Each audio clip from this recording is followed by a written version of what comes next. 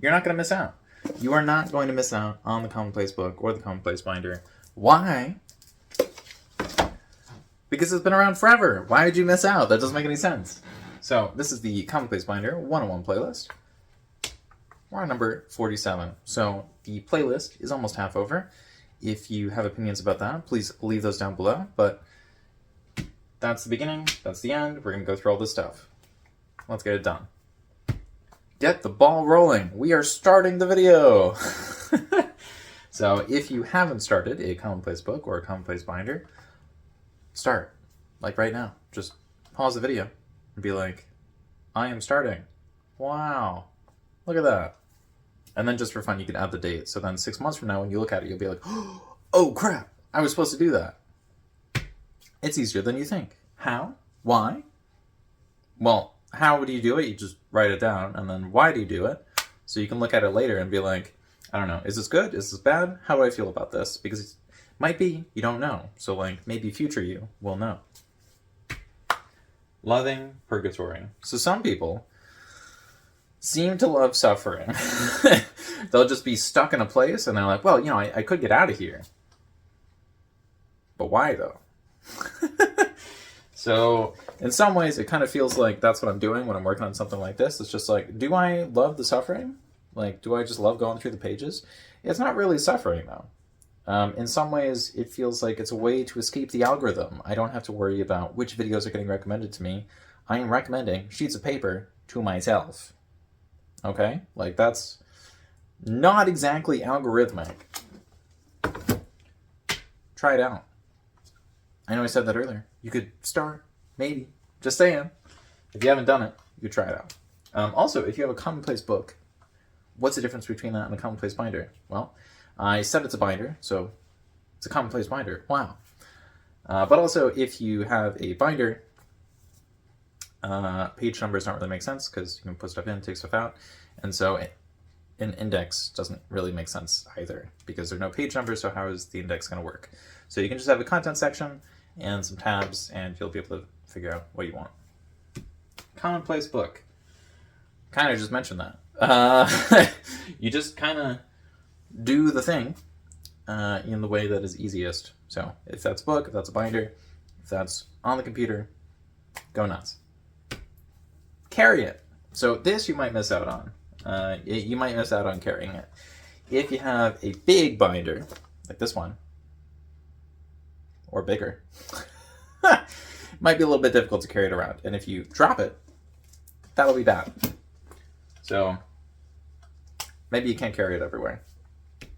Longer sessions. So why is longer sessions here? Well, the videos seem to be getting longer, so I hope they haven't been too long, especially the last two. I think we're like 18 minutes each, but maybe not. I don't know. I record these in sets of 4, so the 2 I did earlier today were kind of long. But yeah, longer sessions. Is that why we have this? Longer book, longer session? I don't think it really works that way. In fact, sometimes the easier binders to work on are the smaller ones. But I do also think that, oh, by the way, this is my demonstration binder. This isn't actually like my original one, but you know, it kind of took a long time to make this, and the way that I made it was by figuring out how to make videos. And I still have a lot of learning left to do on that, so if you have any ideas on how I can improve, please leave those in the comments down below. Maybe what I should be doing is I should be leaving my own comment on each one of my videos, because then people actually have something to work with rather than just like, that's an empty comment section. Wow. Solo or group? Well, if I left my own solo comment, maybe it would invite the group. And maybe if you work on your own commonplace, it could maybe, I don't know, convince your friends to do it too. I don't know about that one though. It's very difficult to get people to do anything. Unless it's trending. In which case everyone is like, wow, are you gonna try this thing? I heard it's great. That's I have been really tempted to make the video where it's like how YouTube changed my life with, 500 subscribers or whatever. But I don't have 500 subscribers. I have I think it's 149. I was a little surprised earlier because I opened it up and it was like 1 away from 150. I was like, whoa! It's not there, but it's getting there. I wrote too much. I think I just talked too much about making YouTube videos rather than commonplace stuff. But yeah, I also wrote too much. So this is my demonstration binder. If this is this big and it's my demonstration, how much did I write? A lot. Way too much. Because I normally printed. I didn't even handwrite. So yeah. Considering this is all handwritten, you can only imagine how much I wrote. And that was kind of too much. So at a certain point, I had to decide to do the majority of my stuff digitally, just because I had absolutely no chill when it came to handwriting things. And it was a lot of paper, and I don't have money or space for lots of paper. I guess if I had more money, I could buy more space for more paper. That would be kind of fun. But that's more like a housing situation thing, so that would be a lot more money. That's like one of those things when somebody's like, oh yeah, when I get to be older, I want to have my own toilet. It's like, you want to have your own toilet, which means you want your own bathroom, which means you're going to have to buy a place that has an additional bathroom. That's a lot of money. So yeah, keep it simple. Maybe you don't need that extra bathroom. Maybe you don't need an index, a glossary, a content section, and like 5 other things in the same book. Maybe you only need 1. I'm just saying, like, how many times do you actually check the glossary in one of your textbooks? Maybe you do. But for a lot of people, if we're searching for like specific information at a specific time in a specific place, we're just going to do that digitally, and we're just going to search for keywords. You know, you're going to use the Control F. That might not work on every computer, but it works on mine. So there might also be a shift in there. I don't know. I just do it automatically. Modern. So part of modern life is not knowing how to do something and just being like, oh yeah, it's muscle memory. And people are like, you're pressing keys on a keyboard. How is that muscle memory? It might be that this is not a modern thing, and you might not understand why anyone would do this. And we're kind of trying to slow it down, because there are a lot of things that were done intentionally beforehand, and now they're just kind of thrown at us. Like, for example, when someone watches a video, do they watch it because they wanted to watch it, or because the algorithm told them they wanted to watch it? Now, I'm not saying they didn't want to watch the video, but like, they weren't necessarily going to search for it, and if they weren't going to search for it, then it might not be relevant to why they're on the platform in the first place. Insert pages, which is, you know, a little bit more relevant to what we're talking about. When you put pages into your Commonplace book, well, in your Commonplace, well, let's go with the book version first. So for the book, you would just open it up, and then you would just write down your thing. Probably in order. So you just go to the first empty page and be like, wow, look at that. Some people like to do things a little bit more fancy, like they'll write on the side of the pages rather than, you know, like this. Well, the side is technically this, but sometimes people will write sideways. There are a whole bunch of different ways to do it, but if you have a binder, you will probably have a content section, and so then you'll grab a sheet of paper, write down a title on it, write that title in here at the very end of your content section, first open space, put a little tab on the top of the page, go all the way back to the back of the binder, open the rings, put the sheet inside, you know, with the tab on top, of course, and then close the rings, close it up, and you're all good. So I could talk about that more in depth, but if you want something more in depth, probably just check one of my other videos, because like I've been saying, I have 100 videos on this. Yeah. And if the answer you're looking for isn't in one of those videos, then I've kind of screwed something up really badly. So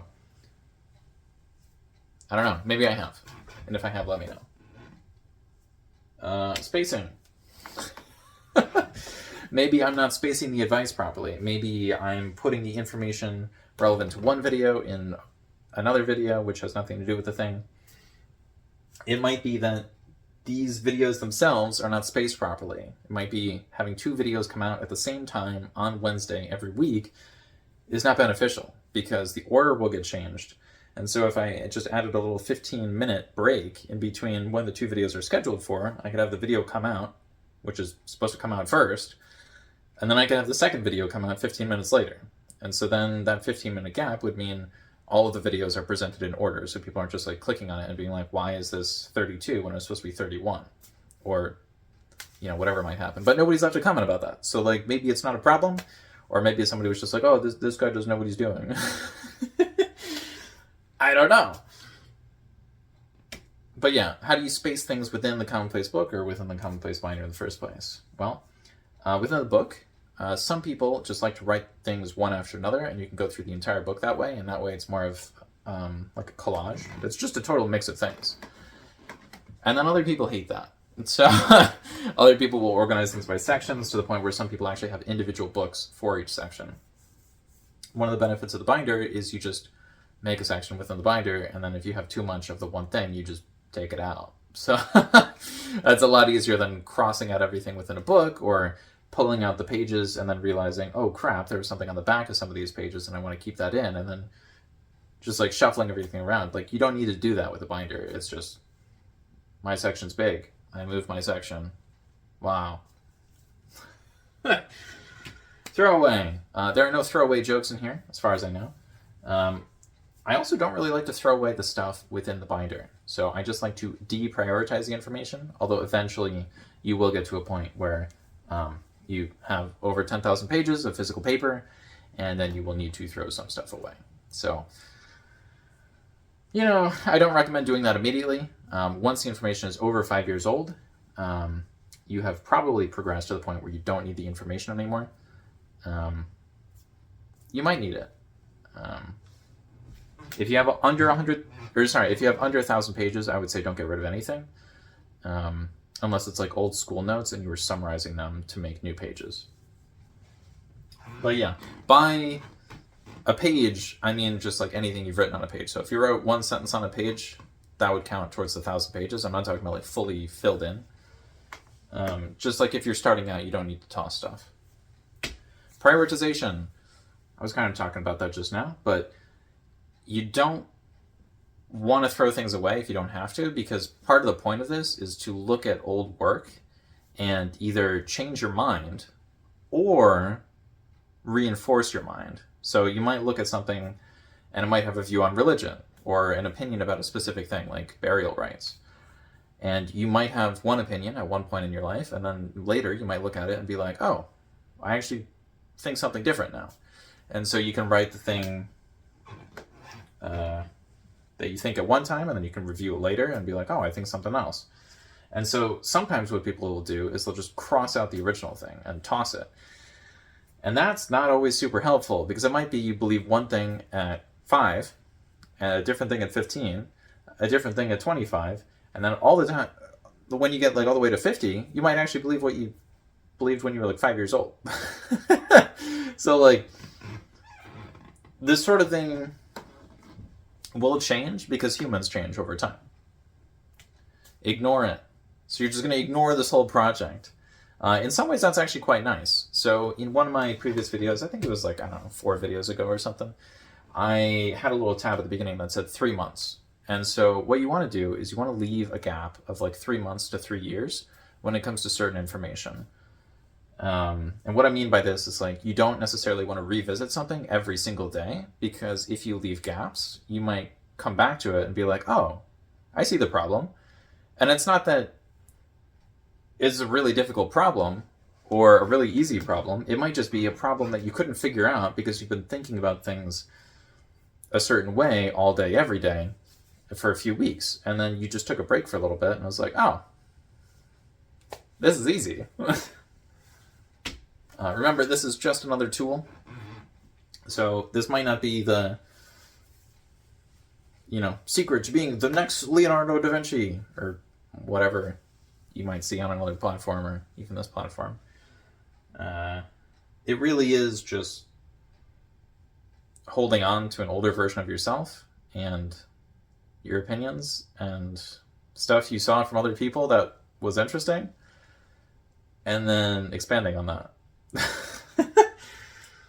So it might be it's none of your own stuff and it's just stuff from other people, and then you look at it later and you're like, I don't know, I don't really like that, and then you'll get rid of a little bit.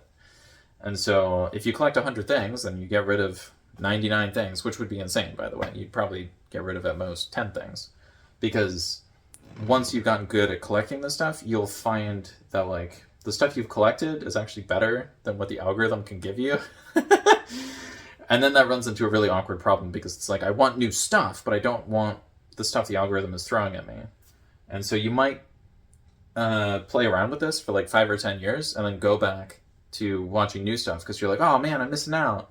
And then when you are missing out, stuff happened, but it wasn't like stuff you necessarily needed to see. So the recommendations will be really weird when you come back, and people will probably be talking about things that you don't necessarily understand.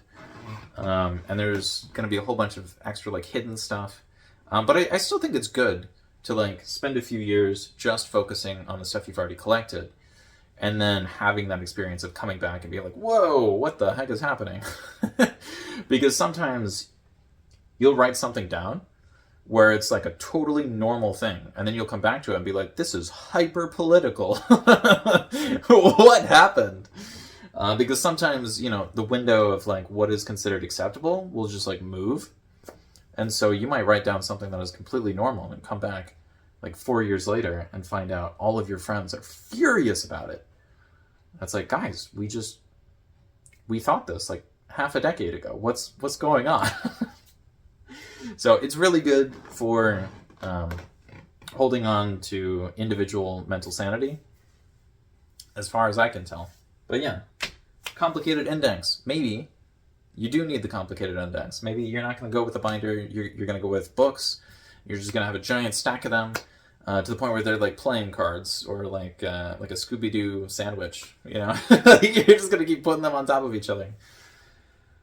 I don't know if you really want to do that. But if you're looking at complicated indexes, you know, probably check out John Locke. Not necessarily because his system is the best, but because everybody knows his system, or everybody knows someone who knows his system.